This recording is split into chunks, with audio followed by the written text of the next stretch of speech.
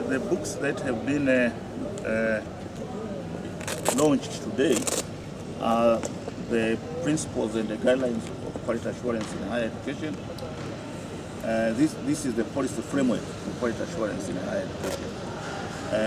We have also launched a new edition of the quality assurance handbook.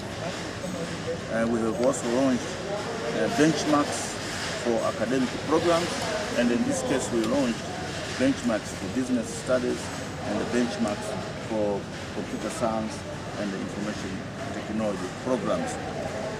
We have also launched the East African Qualifications Framework for Higher Education, and finally we launched the book on East Africa, which we have given the title Journey Towards Regional Integration.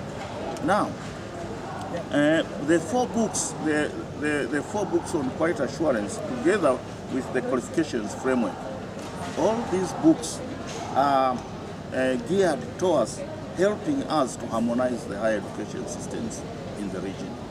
The quality assurance handbook, which was first developed in 2007 and published in 2010, its aim was to ensure that the quality of education offered in universities in East Africa is harmonized. And to do that, the universities needed to have guidelines that would be used in their quality assurance systems. And that is what we have done. However, because each university is working independently, and these books also are used by the commissions and councils for higher education. So if these institutions are working independently, if you don't have a proper guideline on how to use those guidelines, you may find that Makerere University is applying them differently from Jambogo University. So we decided to have these principles and the guidelines of quality assurance in higher education, which guide the universities how to apply the quality assurance system that we have developed in West Africa, so that every university and each commission and council of higher education follows the same procedure. That's the whole philosophy behind that. Now, the benchmarks for academic programs. This harmonization of higher education, which we are promoting, requires that the curriculum is harmonized. Requires that the curriculum content is harmonized. Requires that the quality of the graduate is harmonized. And to do that, you need to ensure that the basics of the curricula that are being used to teach university students are based on the same guidelines.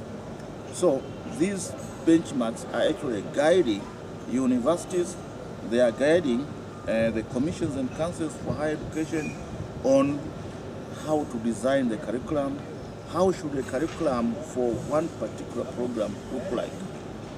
So that this program, when it is used by a university in Uganda, and another student taught in the same area in another country, but through a curriculum that was developed based on these guidelines, there is no disparity.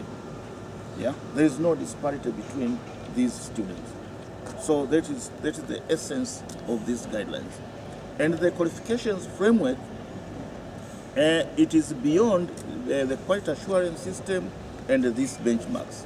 It even prescribes the credit system.